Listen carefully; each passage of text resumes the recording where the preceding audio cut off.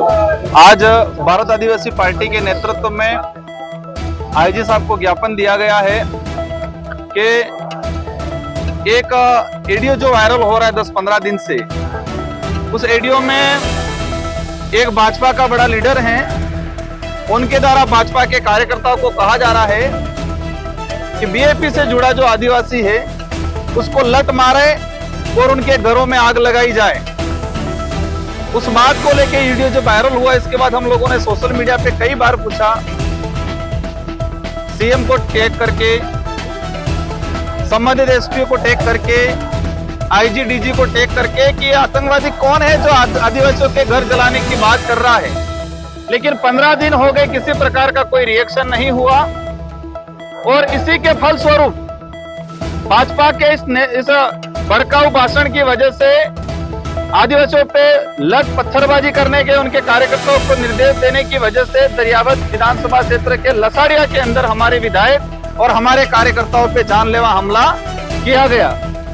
अगर उसका पहले ही पता चल जाता और उस पर कार्रवाई कर लेते तो हो सकता है ये घटना नहीं होती।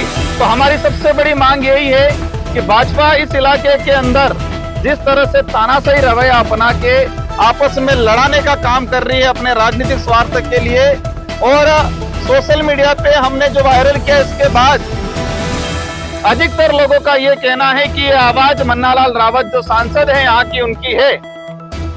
हर व्यक्ति कह रहा है, हमने भी उनकी लैंग्वेज सुनी है देसी, तो सबका ये कहना है सोशल मीडिया पे कहीं पर भी कि ये आवाज मन्नालाल रावत जो सांसद है उनकी है। एक सांसद होते हुए अगर ये आवाज उनकी है तो एक सांसद होते हुए इस तरह की घटिया सोच रखने वाला व्यक्ति आतंकवादी से भी घातक व्यक्ति। तो हम प्रशासन से अनुरोध किया गया है, हाजी साहब से मुलाकात की है कि इसमें मुकदमा दर्ज करे और मुकदमा दर्ज करके कानूनी कार्रवाई करे, क्योंकि जो व्यक्ति आदिवासियों का समाज का सर्टिफिकेट लगा के सांसद बना है और वही आदिवासियों का घर उजाड़ने का, घर जलाने की बात कर रहा है, तो इससे बड़ा दुर्भाग्य कोई और नहीं हो सकता है। पिछले हम महीने भर से देख रहे हैं भाजपा के नेता जिस तरह से अलग अलग कार्यक्रम करके यहाँ पर डिलिस्टिंग को लेके, धर्म को लेके, हमारे पे अनर्गल बयान को लेके जो माहौल बना रहे हैं। सच्चाई है कि उनके पास कोई सहारा नहीं है। वो विकास की बात को लेके आए थे, धर्म के बात पे आके अटक गए हैं। वर्तमान आदिवासी इलाके के अंदर बेरोजगारी बढ़ रही है, रोजगार की बात नहीं कर रही है डबल इंजन की सरकार।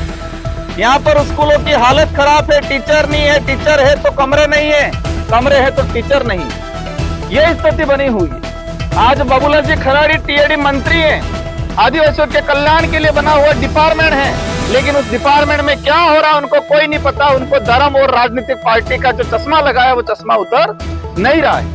उनके खुद के विधानसभा क्षेत्र के अंदर एक रूम के अंदर, कल की न्यूज है शायद भास्कर की, एक रूम के अंदर पहली क्लास से लगा के 12वीं तक के बच्चे पढ़ रहे हैं। उसी में प्रिंसिपल बैठ रहा है, उसी में टीचर बैठ रहा है, और एक पहली क्लास से लगा के 12वीं तक के, और ये एक जगह नहीं पूरे इलाके के अंदर। टीएडी डिपार्टमेंट के छात्रावास संचालित है, वहां पर आदिवासियों का भविष्य तैयार हो रहा है, छोटे बच्चे पढ़ रहे हैं। लेकिन जब से ये सरकार बनी है वो छात्रावास भ्रष्टाचार के हड्डे बन गए हैं।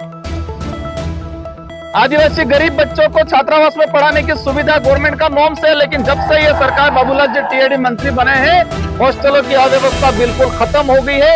एक ठेके पे चला रहे हैं, जो पोषाहार वितरण हो रहा है। ऐसी अनेक बातें हैं। भाजपा के लोगों को हमने कहा है, आप डबल इंजन की सरकार की बात कर रहे हैं, हमें शिक्षा की जरूरत है, रोजगार की जरूरत है, अच्छे स्वास्थ्य की जरूरत है, और संवैधानिक जो प्रावधान है उसको धरातल पर लागू कराने की जरूरत है।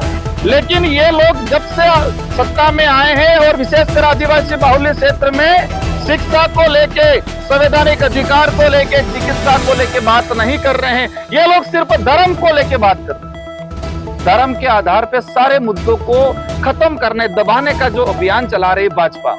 अब युवा समझदार हो गया इस इलाके का, अब धर्म के नशे में नहीं आने वाला है। इसलिए आज ये सांकेतिक धरना था, सांकेतिक कार्यक्रम था हमारा कि जो आतंकवादी कौन है, जो आतंकवादी आदिवासियों के घर जलाने की बात कर रहा है उसको गिरफ्तार करे।